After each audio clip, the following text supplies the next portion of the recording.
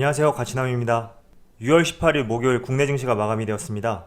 오늘 코스피의 경우 0.35% 하락해서 2133포인트에 마무리가 되었고요. 그리고 코스닥 같은 경우에는 소폭 상승으로 마감이 되었죠. 그래서 737포인트에 마무리가 되었습니다. 이번 주는 코스피, 코스닥 모두 굉장히 변동성이 큰 움직임을 보여주었었는데 어제 오늘은 비교적 조용한 움직임을 보여주지 않았나 이렇게 생각을 해봅니다. 자, 그리고 삼성전자 같은 경우에는 0.19% 상승해서 52,300원에 마무리되었어요. 그런데 한 가지 특이한 점은 동시호가에서 600원이 상승을 했죠. 오늘 차트만 보더라도 장 초반에 잠깐 상승이 나왔다가 줄곧 아랫방향으로 움직임을 보여주었는데 동시호가에 이렇게 큰 상승이 나왔어요.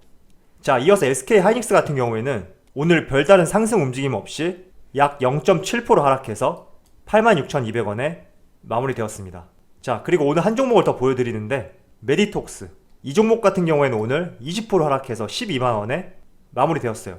제가 오늘 영상에서는 정부 정책과 관련된 그린 뉴딜 그리고 메디톡스 이 종목과 관련돼서 바이오주에 대해서 한번 간단하게 말씀을 드려보도록 하겠습니다. 자, 먼저 오늘 코스피의 수급을 잠깐 살펴보면 어제와 오늘 모두 외국인과 기관이 순매도세로 포지션을 잡고 있죠. 기관 쪽에서는 연기금만 나홀로 매수세를 보여주고 있고요. 이어서 삼성전자 같은 경우에는 코스피하고 비교적 다른 움직임을 보여주고 있죠. 어제와 오늘 모두 외국인이 순매도세를 보여주었는데 삼성전자만큼은 어제, 오늘 모두 외국인의 순매수세로 유입이 되었다. 이 점을 알 수 있고요. 그리고 연기금도 지속적으로 매수를 해주고 있다 라고 말씀을 드리고 싶습니다. 자, 그래서 저는 삼성전자가 지난 6월 초부터 좋은 흐름을 보이다가 6월 중순이 조금 안 돼서 다시 좋지 못한 흐름으로 자세가 바뀌었잖아요. 이 부분이 다시 긍정적인 모습으로 바뀌지 않을까 이렇게 기대되는 수급이다 그렇게 생각을 해보고요. 그 이유 중에 하나는 코스피 종합 수급을 볼 때 외국인의 자금이 순매도세로 포지션이 잡혀 있지만 그와 반대로 삼성전자는 외국인의 순매수세가 유입이 되고 있고 다시 3거래일 연속 상승이 나오고 있다 라는 것을 알 수 있습니다. 기관 쪽에서 수급이 조금만 더 받쳐준다면 다시 6월 초처럼 좋은 흐름을 보이지 않을까 이렇게 생각을 해보고요. 그래도 느긋한 마음으로 기다리는 자세가 필요하다 이렇게 말씀을 드릴게요. 자, 우선 여러분들에게 그린 뉴딜에 대해서 한번 말씀을 드려보도록 하겠습니다. 예전부터 이런 말들이 있어요. 정부 정책에 맞서지 말라. 그만큼 정부가 시행하는 정책들은 굉장히 파급력이 있고 시장의 성장을 주도할 수 있다 이렇게 보고 있거든요.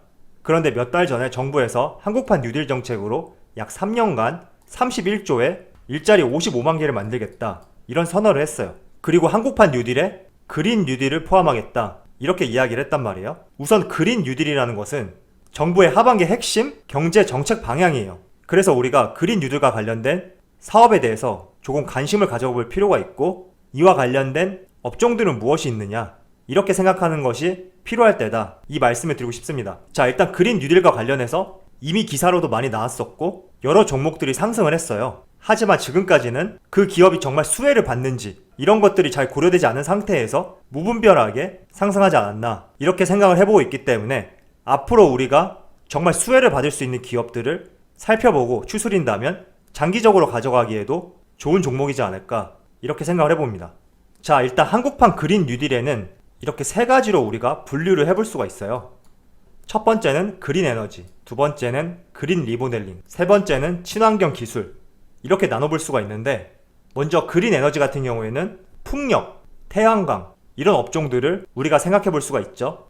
그리고 친환경 기술 이쪽은 전기차라든지 수소차 이런 쪽과 관련돼서 우리가 기업을 찾아볼 필요가 있고요. 제가 여러 번 말씀드렸던 업종 중에 전기차 배터리와 관련된 종목도 여기 친환경 기술 쪽에 포함된다고 말씀드릴 수가 있습니다. 일단 전기차, 수소차 이런 업종들이 모두 친환경 기술 쪽에 포함될 수가 있는데 저는 개인적으로 완성차보다는 그 완성차에 쓰여지는 부품 관련주들에 더 주목을 해볼 필요가 있다 이 말씀을 드리고 싶습니다. 특히 LG화학이나 삼성 SDI 같은 경우에는 전기차 배터리 시장에 있어서 작년과 비교했을 때 큰 성장이 나오고 있죠. 그리고 LG화학 같은 경우에는 2020년 상반기에 세계 점유율 1위까지 올라왔기 때문에 이 부분도 우리가 눈여겨볼 필요가 있다 이 말씀을 드리도록 하겠습니다.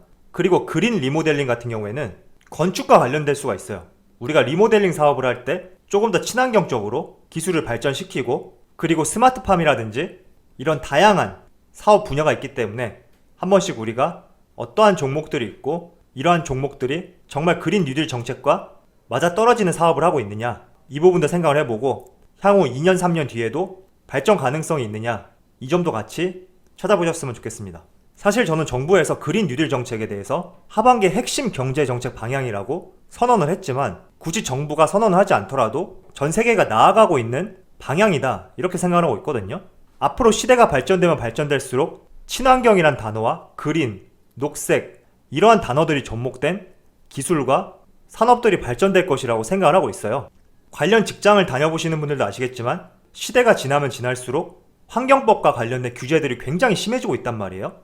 그래서 올해는 받지 않아도 될 시험 성적서가 내년에는 받게 될 수도 있고, 그리고 내후년에는 더욱 추가가 될 수 있고, 이런 부분이 지속적으로 많아지고 있단 말이죠. 그렇다 보니 앞으로도 그린, 녹색, 친환경, 이와 관련된 업종들은 지속적으로 발전될 것이다, 이렇게 말씀을 드리고 싶습니다. 서울시에서도 수소 중심의 에너지 전환을 하겠다, 이렇게 선언을 했죠. 그리고 수소도시 서울 출발점에는 수소 전기차 보급 확대가 있다. 서울시는 수소경제의 전략적 추진을 위해 최근 현대차와 수소산업 생태계 전반에 대한 협력을 강화하는 MOU를 체결했다. 이 부분도 마찬가지로 친환경 기술 쪽이죠. 그래서 전기차와 수소차에 대한 업종들에 대해서 찾아볼 필요가 있고, 특히 완성차보다는 부품주와 관련돼서 우리가 더 주목해보자, 이렇게 말씀을 드리도록 할게요. 자, 이어서 바이오 종목과 관련해서 간단하게 말씀을 한번 드려볼게요. 오늘 메딕톡스 종목이 여기 보시면 20%나 하락을 했어요. 이렇게 하락할 수 있었던 이유가 메디톡스에서 판매 중인 메디톡신이라는 제품이 있는데, 이 제품이 품목 허가 취소가 확정되면서 시장에서 퇴출이 되었어요. 그래서 메디톡스 종목이 20%나 하락하면서 오늘 장을 마쳤는데, 이 메디톡신이라는 제품은 보톡스 제품이고 메디톡스 내에서도 판매량이 가장 많이 나오는 제품 중에 하나거든요. 여기 자료를 보시면 지난해 메디톡스의 매출액이 약 2천억이었는데 그 중에서 56%가 아까 말씀드린 퇴출된 제품 있죠? 메딕톡신에서 나왔다 라는 것을 알 수 있어요. 그 말은 오늘 퇴출 결정된 메디톡신 제품이 메딕톡스 매출의 절반 이상이다. 그런데 그 절반 이상을 차지하는 제품이 퇴출됐다. 자, 이런 부정적인 내용이 나올 수 있었던 원인은 여기 보시면 원액 바꿔치기와 서류 조작, 이런 좋지 못한 행동 때문에 결국 퇴출이 되었는데, 메딕톡신 제품뿐만 아니라 몇몇 다른 제품에서도 서류를 허위로 조작해서 제조 업무 정지를 받았죠. 저는 여러분들에게도 몇 번 말씀드렸지만 국내 바이오 기업 같은 경우에는 별로 신뢰를 하고 있지 않아요. 삼성 바이오로직스라든지 셀트리온, 이렇게 두 기업 말고는 크게 신뢰를 할 수 없다고 저는 생각하고 있거든요. 바이오 제품이라는 것이 제가 여러분들에게 항상 말씀드린 기술주, 이러한 종목들과 비교했을 때 눈으로 명확하게 우리가 알 수 없는 점들이 굉장히 많아요. 해당 제품의 성분들이 어떤 것이 있느냐, 이런 것들을 본다고 하더라도 우리가 직접적으로 알 수 없고, 건강기능식품이라든지 의약품, 이런 것들을 섭취했을 때도 즉각적으로 우리 몸의 변화가 나타나는 것이 아니란 말이죠. 반면에 기술주 종목들은 예를 들어서 LG화학의 전기차 배터리가 테슬라 전기차에 장착이 되었어요. 그런데 기술이 떨어져서 성능이 좋지 못하다면 출력이 떨어진다던가 우리가 기대하고 있던 퍼포먼스가 나오지 않는 것을 대번에 알 수가 있어요. 그런데 이런 바이오 종목들의 여러 제품들 같은 경우에는 우리가 직접 사용을 하거나 먹거나 이렇게 한다고 해도 즉각적으로 알 수가 없기 때문에 항상 식약처라든지 여러 전문 기관에서 부정적인 견해가 나왔을 때 그제서야 우리가 인지를 할 수 있고, 이 때문에 바이오 기업들이 다른 기술주 종목들에 비해서 이런 좋지 못한 기사들이 빈번하게 나온다, 이런 말씀을 드리고 싶습니다. 이와 비슷한 예로 내추럴 엔도텍, 이 종목 같은 경우에도 바이오 기업이죠. 지난 2015년에 9만원까지 올라갔던 주가가 지금 거래 정지 상태인데 2,500원이에요. 정말 상상할 수 없을 정도로 종목이 이렇게 하락을 했는데, 이렇게 하락할 수 있었던 이유는 이때 당시에 가짜 백수오가피 사건이 터졌죠. 그 때문에 기업은 신뢰가 떨어졌고 소비자들이 외면하면서 결국 이렇게 2,500원까지 내려가면서 거래 정지가 되었다 라는 것을 알 수 있고요. 그리고 최근에 이런 기사도 나왔죠. 12개 크릴 오일이 부적합하다, 그리고 건강기능식품이 아니다, 이런 기사가 나왔어요. 저도 크릴 오일을 사실 먹고 있거든요. 그런데 먹는 이유가 혈관의 동맥경화를 예방하기 위해서 먹고 있거든요. 하지만 먹는다고 해서 우리가 알 수가 없단 말이죠. 그래서 이렇게 항상 식약처에서 조사를 하고 나서 이런 발표가 나올 때 비로소야 이제 우리가 알 수 있다는 것이죠. 저는 바이오 기업들이 기술주 종목들에 비해서 왜 이런 현상들이 빈번한가 라는 생각을 해봤을 때 앞서서 말씀드린 것처럼 기술주에 비해서 즉각적으로 우리가 알 수가 없죠. 이 부분도 한 가지 원인이 될 수 있고, 두 번째 원인은 자 여기 보시면 연도별 코스닥 신규 상장 현황인데 2015년도부터 작년까지 나와 있어요. 대략 1년에 100개 정도의 기업이 상장되고 있고, 그리고 주황색으로 표시된 게 기술 특례 상장 기업이거든요. 기술 특례 상장이 뭐냐면 일단 코스피와 코스닥이 상장되기 위해서는 한국거래소에서 요청하는 매출액과 영업이익이 받침이 되고 있어야 돼요. 그런데 이렇게 매출액과 영업이익이 뒷받침되지 않더라도 기술 특례 상장이라는 제도를 통해서 우리나라 증시에 상장이 될 수가 있어요. 쉽게 얘기하면 적자 기업도 상장될 수 있다, 이렇게도 말씀드릴 수 있습니다. 이렇게 상장하는 이유 중에 하나는 매출이나 영업이익 등 실적은 미미하지만 회사가 가진 미래의 기술 성장 가능성을 보고 허가해주는 것이에요. 그래서 한국거래소가 지정한 2개의 평가기관에서 일정 수준의 기술성 평가 등급을 받으면 추후 코스닥에 상장할 수 있습니다. 이런 제도 때문에 부실 바이오 기업이 생겨나는 것이라고 생각을 하고 있고요. 그리고 기술 특례 상장한 기업들 중에 약 83%가 바이오 기업이라는 것을 봤을 때도 부실한 바이오 기업의 코스닥 상장이 결국에는 개인 투자자들의 피해로 이어지고 있다, 저는 그렇게 생각하고 있습니다. 자, 최근에 크게 문제가 된 신라젠 같은 경우에도 적자 기업이지만 기술 특례 상장을 통해서 코스닥에 상장이 되었어요. 그리고 2개의 평가사에서 기술 평가를 받았는데 최고 등급인 AA 등급과 A 등급, 이렇게 좋은 성적을 받았단 말이죠. 그래서 당시 평가기관에서는 신라젠이 2019년에 영업이익을 65억 정도로 낼 것으로 예상을 했었는데 지난해 영업 손실이 590억이 나왔죠.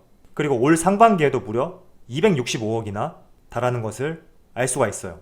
그리고 코오롱 티슈진 같은 경우에도 기술 특례 상장은 아니었지만 인보사 제품이 임상 3상에서 부러지면서 상장 폐지 대상에 올라있다 라고 말씀해 드리도록 하겠습니다. 자, 그래서 저는 여러분들이 바이오 기업에 투자를 하고 싶다면 조금은 보수적으로 우리가 투자를 하자, 이렇게 말씀을 드리고 싶어요. 그래서 이 기업이 기술 특례 상장으로 상장이 되었는지 한번 확인해 보시고, 만약에 저라면 기술 특례 상장을 통해서 상장한 기업 같은 경우에는 투자를 조금 꺼릴 것 같아요.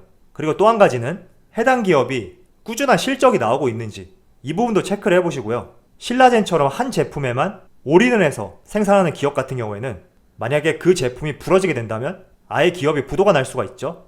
이 부분도 굉장히 큰 리스크로 작용할 수 있고, 그리고 오늘 같은 경우에는 메디톡스의 메디톡신, 이 제품 같은 경우에도 메디톡스 매출의 50% 이상이란 말이에요. 그 말은 이 제품이 부러지게 된다면 매출과 영업이익은 반토막 그 이상이다, 이렇게도 우리가 생각할 수가 있죠. 그래서 바이오 기업에 투자할 때는 여러분들이 수익이 조금이라도 좋으니까 보수적으로 투자하고, 그리고 꾸준히 실적이 나오고 있느냐, 이 점도 체크를 해보시고 한 제품군에만 치우친 사업을 하고 있는지 이 부분도 한번 체크를 해보시면서 투자를 하셨으면 좋겠습니다. 자, 그럼 오늘 영상 여기서 마치도록 하고요. 항상 여러분들의 성공 투자를 기원하도록 하겠습니다. 감사합니다.